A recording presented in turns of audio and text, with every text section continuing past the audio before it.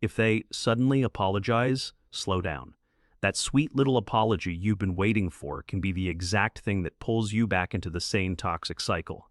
Narcissists do this after they disrespect you, ignore you, lie to you, or slowly break your confidence. Then right when you finally start pulling away, they come in soft, gentle tone, sad face, careful words, like they finally understand your pain. But they're not trying to repair the damage. They're trying to repair the damage. They're trying to reopen the door. Most people think an apology means growth. Wrong. With a narcissist, the apology is often just another tool. And by the end of this video, you'll know the 5 fake apology moves narcissists use to pull you back in, how to spot each one instantly, and exactly what to say without fighting, without explaining, and without getting trapped again. Stay until the end, because number 5 is the one that keeps people stuck the longest. I learned this one the hard way. I used to think if someone finally said sorry, that meant we were getting somewhere. So I'd soften. I'd listen. I'd give them one more chance. Then I noticed something ugly. The apology would change. Their behavior never did. Once I realized some apologies are just bait with better manners, everything changed. I stopped listening to words. I started watching patterns. So today, I'm breaking this down for you. Number 1, the blame shift apology. This is the classic one. It sounds like an apology. But the blame quietly lands back on you. Most people miss it because the word sorry is still there. But here's what's really happening. They are apologizing for your reaction, not their behavior. Picture this. They ignored you for days. Then they come back and say, "I'm sorry you felt hurt," or "I'm sorry you took it that way." Notice what just happened. They didn't apologize for lying, for disappearing, for disrespect. They apologized for your feelings existing. And now suddenly you're defending your pain instead of looking at what they did. Here's what's really happening in their head. They need to keep their image clean. A real apology admits fault. A narcissist hates fault because fault creates accountability. So they slide the spotlight off their behavior and onto your emotions.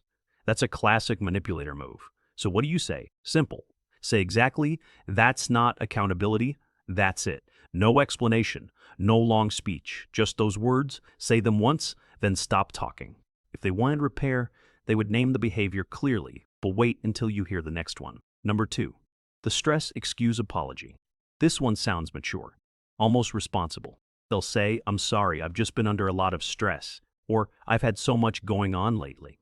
Now listen carefully. Stress can explain behavior. It does not erase it. Picture this. They snap at you, embarrass you in public, say something cruel. Maybe they flirt with someone else. Maybe they give you the silent treatment for 2 days. Then they come back sounding exhausted. They talk about work, their family, their childhood, their pressure, and before you know it, you're comforting the person who hurt you. And here's the crazy part. That emotional switch is the whole point. They want you to move from injured to understanding as fast as possible. Here's what's really happening in their head. They are using hardship as a shield, not because they feel true regret, because stress is the perfect cover story. It makes them look human, while keeping consequences low. This is what I call velvet handcuffs. Velvet handcuffs feel soft. They sound reasonable, but they still keep you trapped. So what do you say? Simple. Say exactly, "Stress doesn't excuse disrespect." That's it. No explanation, no long speech, just those words. And if they keep talking, repeat it once. And here's where it gets interesting. Number 3, the pity apology. This is the one that turns their bad behavior into your guilt. Instead of owning what they did, they collapse into self-pity. They say things like, "I guess I'm just a terrible person," or "I can never do anything right with you," or "Maybe you're just better off without me." Sounds emotional, sounds vulnerable, but it's a trap. Picture this. You finally confront them calmly. No yelling, no drama, just the facts. And instead of responding like an adult, they act wounded. Now you're no longer talking about the lie, the insult, or the betrayal. We're trying to calm them down. You're reassuring them. You're telling them they're not that bad. See the flip? In 30 seconds, they went from offender to victim. I had someone do this so many times it felt automatic. Every hard conversation became an emergency about their feelings, and if I stayed focused on what they did, they got colder. But if I comforted them, suddenly things were better. Better for who? For them? And here's the crazy part. The pity apology trains you to abandon yourself. Here's what's really happening in their head. They know guilt is faster than truth. If they can make you feel cruel for holding them accountable, they win. This is emotional smoke. It clouds the room so you can't see the fire clearly. So what do you say? Simple. Say exactly, we're talking about your behavior. That's it. No explanation. No long speech. Just those words. Bring the focus back every single time. Boom. Number 4, the future fake apology. This one sounds hopeful. That's why it's so dangerous. They say, I promise I'll change, or this time will be different, or I know exactly what I did wrong now. Most people want to believe this one because hope is powerful, and hope can make smart people stay in terrible situations. Picture this. You're halfway out the door, emotionally done, maybe physically leaving. Then, suddenly, they become the perfect student. They say all the right words. They sound self-aware. They tell you they've been thinking. They tell you they're ready to fight for the relationship. Maybe they even cry. Maybe they send a long message at midnight. Maybe they say, please don't give up on us now. And for 1 second, the old dream comes back. The version of them you kept hoping was real, but here's what's really happening. They are selling you the future to escape the present. A promise cost them nothing today. Change costs them consistency over time. A narcissist will often choose words because words are cheap and powerful. Real change is boring. It's repetitive. It's visible. It takes patience. And that's exactly why fake people prefer speeches. So what do you say? Simple. Say exactly, I trust patterns, not promises. That's it. No explanation, no long speech, just those words. Then step back and watch what happens.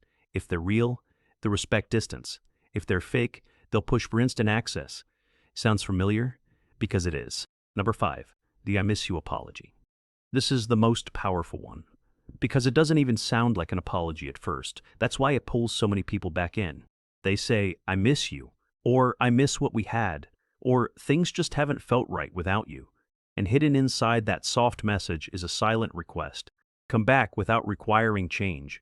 Picture this. Weeks have passed, maybe months. You finally feel your nervous system calming down. You're thinking clearly again. Then their message pops up. No real ownership. No direct apology. No mention of the disrespect. Just nostalgia. Just emotion. Just enough tenderness to wake up your attachment. Suddenly your mind starts doing the dangerous work for them. Maybe they changed. Maybe they finally see my value. Maybe this is the closure I wanted. No. This is emotional fishing. They throw out a soft line and wait to see if you still bite. Here's what's really happening in their head. They don't always miss you. They miss access. They miss influence. They miss knowing they can still reach into your day and move your emotions around. That's the real addiction. Not love. Control. So what do you say? Simple. Say exactly, missing me changes nothing. That's it. No explanation. No long speech. Just those words. Because if they truly understood your value, they would have respected it before losing it. And if you thought that was harsh, good. Harsh truth protects you. Soft lies don't. Here's the real truth behind all of this. The fake apology is not about repair. It's about re-entry. It's a tool narcissists use to get back inside your mind, your heart, your routine, and your boundaries. That's why the wording changes, but the feeling stays the same. You leave the conversation confused, heavy, pulled in, responsible for fixing something they broke. And that says everything. Because real accountability brings clarity. Fake accountability brings fog. Their apology style says more about their fear than about your worth. They fear consequences.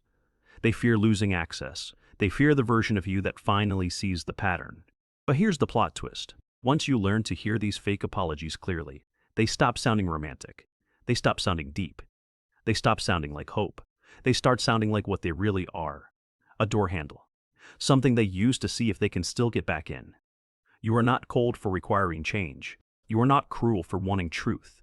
The moment you stop rewarding fake remorse is the moment you start commanding real respect. Pick one of these 5 fake apologies, just one. Watch for it this week. Then come back and tell me in the comments, which one have you heard before and which one are you never falling for again? And if this helped you see something clearly, hit that subscribe button. One click. That's all I'm asking. And at the end of next week's video, I'll be giving a shout out to one subscriber. Could be you. Go show the world you're not someone who could be played anymore.